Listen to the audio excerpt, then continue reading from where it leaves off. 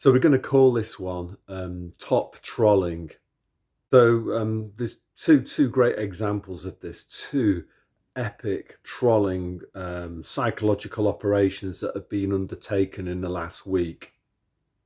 The first one was the budget that was held on Wednesday.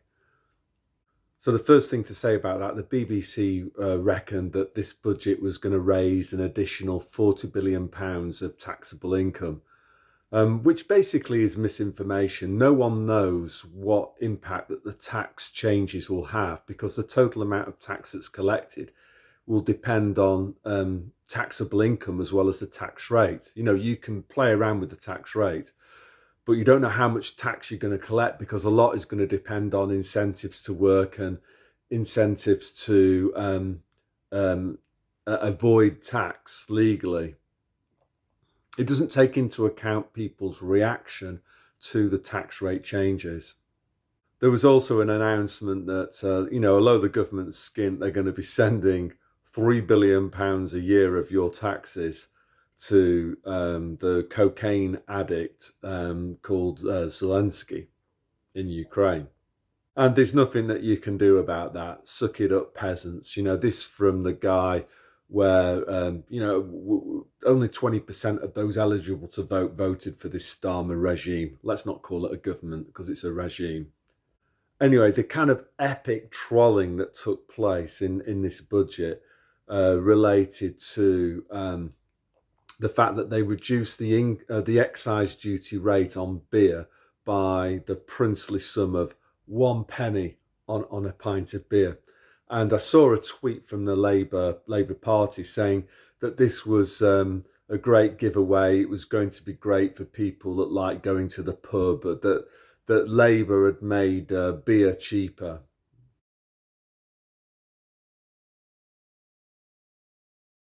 I actually scribbled it down. So the national insurance for workers over 21 years of age went up from 13.8% to 15%.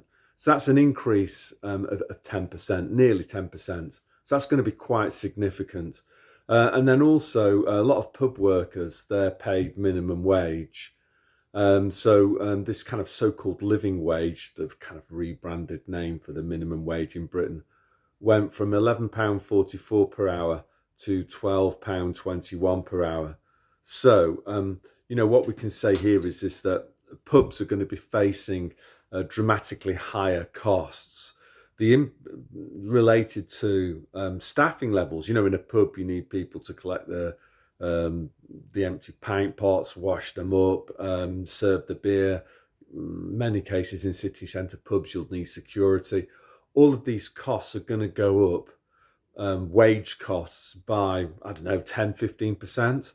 And that's going to dwarf this kind of pathetic 1p off excise duty on beer, like 1p per pint. But, what's going to happen is that Dumbo punters that just read The Sun or the Daily Mail or just listen to the BBC are going to be giving landlords an awful lot of abuse, when beer prices inevitably rise in pubs because of this hike in national insurance for employers and minimum wages. So it's almost like a divide and rule going on here, that pub drinkers, stupid people that just kind of get exposed to these tweets, 1p off a pint of beer, they're going to be expecting cheaper beer, but they're actually going to be experiencing the exact opposite, and they're going to be giving landlords a lot of grief over this, I would imagine. Like, how come you've put up your beer prices? You're a profiteer and whatever. They're just going to replay some of a kind of Marxist propaganda about businesses exploiting them as consumers and stuff. It's tying into a very Marxist, anti-private enterprise narrative that the likes of Starmer is very, very keen to push. The second epic trolling incident relates to Southport. Now, at this point, I want to kind of reiterate that I have no idea what did or didn't go on in Southport. in terms of what the mainstream media have said about what's happened in Southport, 50% of it could be true, 5% of it could be true, or none of it could be true. We just do not know. So that's the first thing to bear in mind. But what we can say is that their story has dramatically changed. So initially, people speculated that a person of a certain religious faith had done something, and then the mainstream media and the government come out and say, no, this is misinformation. And then as a consequence of that, a whole load of people were basically arrested and jailed, allegedly. Whether this actually happened or not, again, I'm not too sure about it. But, if you take the normie take, it would be, oh, well, people they were arrested for speculating on this person's motives and their religious background. And, the government said it wasn't. The speculation was not true, and it was out of order, and it was inciting hatred and blah, blah, blah, blah. So then we get to this week, and then the same mainstream media channels are then saying, oh, he was of this religious faith, and he had like some booklet which showed that his motive actually was what people were initially speculating. The same ones that people got. So people got sent to jail for saying something that the mainstream media is now claiming was the case after all. Again, what I'm thinking about now, I don't know about you, is the line in when O'Brien is torturing Winston Smith in 1984, and he's asking him like, how many fingers have I got up, and what's the answer to 2 plus 2? Is it 4 or is it 5? And basically O'Brien says, well, it depends. Sometimes the answer is 4, sometimes it's 5, sometimes it's 3. It's basically whatever we say it is. And that's the current situation in the UK.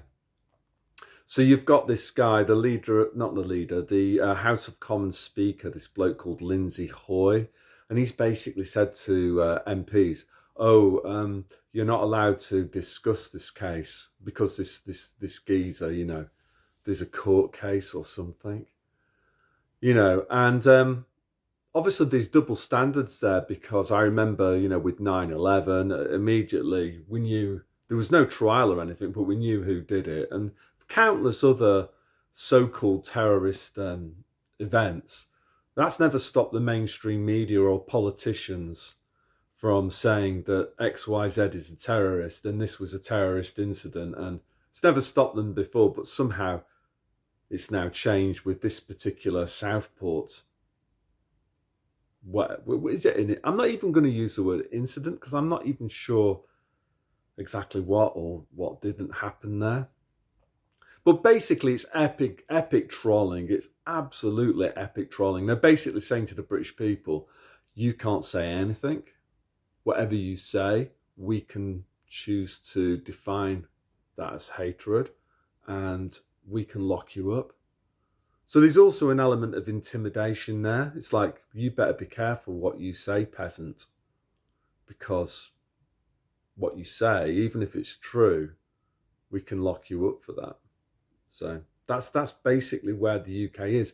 And it's all about trying to get people to self-censor. This is a kind of reoccurring theme for the big club. It's one of their main objectives. They lack the goons to actually enforce censorship, to control people's speech. So what they do instead is try to create fear. And that fear then is designed to elicit self-censorship. If people watch what they say themselves, you don't need to control what they say, because they're doing it themselves. And that's basically where this current situation in the UK. So you've got some epic trolling going on here. Psychological warfare, basically, against the British people.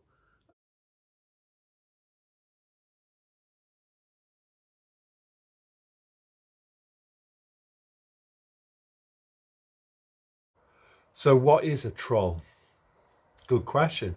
What I thought I'd do is I'd look at the big clubs dictionary of terms, their preferred definitions, otherwise known as Wikipedia. And because I'm a former teacher, I'm kind of well qualified to go through this and correct it as we go. You know, that's what teachers do, don't they? They mark homework and stuff. So I'm marking the big clubs' homework here. So trolling, what do they say? In slang, a troll is a person who posts deliberately offensive or provocative messages online, such as in social media, news group, forum, a chat room, online, or an online video game, or who performs similar behaviours in real life. So what I would say to correct that is that, of course, it's missing out an important category, which is the mainstream media regularly troll the general public, as do politicians. Anyway, it continues. The methods and motivations of trolls can range from benign to sadistic. Definitely what I think's happening here, these two examples of trolling that I gave you, I think, yeah, it's about demoralisation, or there's definite elements of it being sadistic, I think. Trying to harm people. These messages can be inflammatory, insincere, yeah, 100%, digressive, extraneous or off topic, and may have the intent of provoking others into displaying emotional responses. So yeah, this is definitely true. We saw this, you know, with Southport round one. You know, they were able to get some people to respond emotionally. Or it says here, manipulating others' perception, thus acting as a bully or a provocateur. Yeah, definitely. There was definitely people acting, state agents, people who work for MI5, acting as agent provocateurs online, and politicians were doing the same thing as well. This behaviour is typically for the trolls' amusement. Yeah, I think the big club enjoy mocking us, or to achieve a specific result, such as disrupting a rival's online activities. Yeah, so one thing that they'll do is try to, you know, there's one person in particular that I'm kind of onto big time, and she's calling out people who are genuine, sincere, and calling them controlled opposition, which is a clear case of the kettle calling the pot black. Yeah, trolling behaviours include tactical aggression to incite emotional responses, yeah, or riots even, which can adversely affect the target's well-being. So, you know, the problem, reaction, solution. You create the big club creates a riot. They can then come in with the solution, police state, and obviously that's not good for the general population. Their well-being has been trashed because they now get to live in a police state. In this context, the noun and verb forms of troll are frequently associated with internet discourse.